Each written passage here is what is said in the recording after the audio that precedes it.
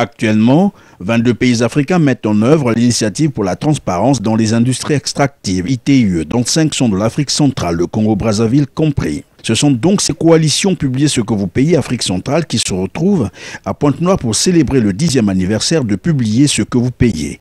Anniversaire dont les travaux ont démarré mardi dernier à l'hôtel Oken Palace. Ainsi, l'ouverture officielle est intervenue 24 heures après en présence du ministre délégué Léon Raphaël Mokoko, chargé du plan et de l'intégration qui a d'emblée relevé les efforts fournis par le gouvernement congolais en la matière. Le gouvernement de la République réalise depuis plusieurs années des actions d'envergure pour rendre plus transparent son mécanisme interne de traçabilité des flux matières et des flux financiers du secteur des industries extractives en procédant à l'inscription au budget de l'État d'une allocation pour soutenir l'action de l'ITIE, la publication des contrats pétroliers et miniers, la certification depuis 2003 des recettes pétrolières de l'État par un organe indépendant, en assurant la cohérence entre les données du tableau des opérations financières de l'État et les données contenues dans les différents rapports ITIE, ainsi que l'audit de la Société nationale des pétroles du Congo. Le gouvernement de la République considère comme axe de pérennisation la mise en place d'une loi portant transparence et responsabilité fiscale à promulguer avant la fin de cette année 2014. À ce jour, le gouvernement s'attelle à relever les défis majeurs contenus dans les recommandations des différents rapports de conciliation. Je pense à la mise en place d'un système d'information pour le suivi de flux. Je pense aussi à l'actualisation du cadastre minier et pétrolier. Je pense enfin au renforcement des capacités des parties prenantes. Léon Raphaël Mokoko a également reconnu le rôle combien important qu'a joué cette organisation de la société civile avant de rappeler que la transparence dans les revenus est un passage obligé pour le développement de la sous-région. Sur le plan national, aussi bien que sur l'échiquier international, cette organisation de la société civile a joué un rôle éminemment historique avec un regard vigilant sur la qualité de la gestion des industries extractives, particulièrement en ce qui concerne ce lien entre la richesse issue des ressources naturelles et le niveau social des populations. Publier ce que vous payez est une des conséquences logiques de la mise en œuvre de l'initiative pour la transparence dans les industries extractives, aujourd'hui norme internationale de référence dans la traçabilité des flux matières, mais également des flux financiers issus des industries extractives.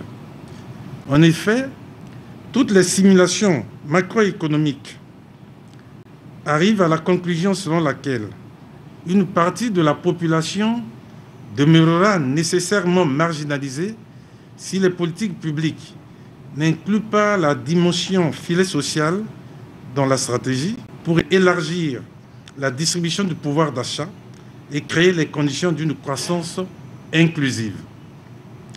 C'est la tâche à laquelle le gouvernement s'est attelé à accomplir. Il offre là une occasion rêvée d'élargir la classe moyenne en faisant passer au-dessus de la ligne des dizaines de milliers de Congolais qui accéderont au pouvoir d'achat.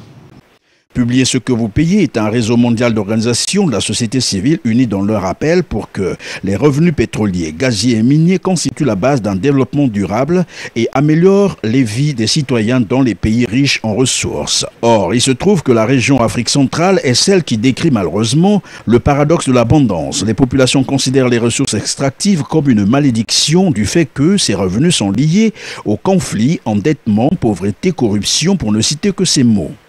L'Afrique centrale fait aussi face à plusieurs défis. C'est la région où le processus ITIE éprouve de graves difficultés à respecter les exigences du standard, atteindre et maintenir la conformité et montrer des progrès vers une gestion plus transparente des industries extractives. Une transparence qui se veut aujourd'hui beaucoup plus que financière, avec les innovations de la norme 2013.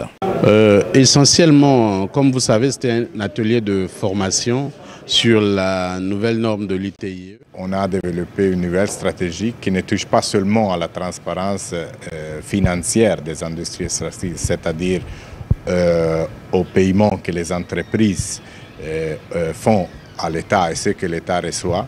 Mais en effet, c'est un concept de transparence beaucoup plus élargi et plus profond, d'accès à l'information, participation citoyenne dans toutes les étapes de la chaîne de valeur des industries extractives. C'est-à-dire à partir de connaître quelles sont nos ressources naturelles desquelles un pays dispose, connaître bien le cadre légal, connaître bien qui décide d'extraire ou d'exploiter une ressource ou pas, sur quelle base, quel type d'analyse coût-bénéfice on peut faire et qui sont les parties prenantes qui doivent participer dans cette décision. L'autre innovation de la nouvelle norme porte sur la transparence autour de l'activité des entreprises publiques. Que ce soit lorsqu'elles représentent les intérêts de l'État ou lorsqu'elles opèrent comme entreprises commerciales. Donc ces entreprises doivent communiquer des informations sur toutes les recettes qu'elles perçoivent en nature, aussi bien sous forme de taxes, toutes les réalisations qu'elles opèrent sous forme de dépenses sociales, les informations sur les dépenses quasi-fiscales lorsque l'entreprise publique est appelée à payer une dette publique ou lorsqu'elle fait des réalisations sociales. Il convient de noter également quelques exceptions par rapport à d'autres régions africaines où l'on note encore la difficulté de maintenir une volonté politique pour avancer dans le processus. Le Congo-Brazzaville, par exemple, constitue un exemple des pays à encourager avec le projet de loi sur la transparence et la responsabilité fiscale. Le Congo démocratique également avec le processus de révision du code minier. On peut aujourd'hui reconnaître le fait que cette discussion autour de la transparence, autour de la responsabilité, il y a 10 ans, n'était pas du tout possible. Mais au stade actuel, les livres sont ouverts. S'agissant des paiements et des recettes, le gouvernement entreprend à travers le comité exécutif de l'ITIE à faire en sorte que les données soient disponibles. Les discussions se font publiquement, le tabou a été levé, l'ITIE publie régulièrement ses rapports et aujourd'hui le comité exécutif de l'ITIE a publié son 5e rapport qui date d'il y a quelques semaines et qui couvre l'exercice 2012 et il s'apprête à pouvoir organiser la réconciliation de 2013, n'est-ce pas, qui va être rendue publique en 2014. Et de ce point de vue, le Congo, je pense, témoigne d'un certain leadership. Au-delà, aujourd'hui, il y a un projet sur la législation relative à la transparence et la responsabilité fiscale qui est actuellement en débat. Et il y a des instructions fermes de la part des pouvoirs publics pour que cette loi soit effectivement adoptée lors de la prochaine session, n'est-ce pas, parlementaire. Nous avons bon espoir que les priorités que nous voulons voir intégrées dans cette loi soient prises en compte, n'est-ce pas, dans le projet qui est actuellement en train de circuler. On a pu refaire la revisitation du code minier, associer la société civile pour le code des hydrocarbures, en tout cas en RDC, penser déjà à une loi par rapport à la transparence ou à l'accès à l'information. Donc ce sont des très grandes avancées pour la société civile, mais qui ne se limitent pas à notre domaine spécifique. Parce que quand vous avez une loi lancée sur la transparence ou sur l'accès à l'information publique, c'est une loi qui profite à toute la société civile en général et au peuple, à chacun des peuples et des populations. Des progrès qui résultent bien sûr des efforts multipartites pour promouvoir la transparence des revenus issus de l'exploitation des ressources naturelles. On retiendra donc que 10 ans après, la transparence dans les revenus en Afrique centrale est généralement acceptée comme un élément critique et condition essentielle de la gouvernance du secteur extractif.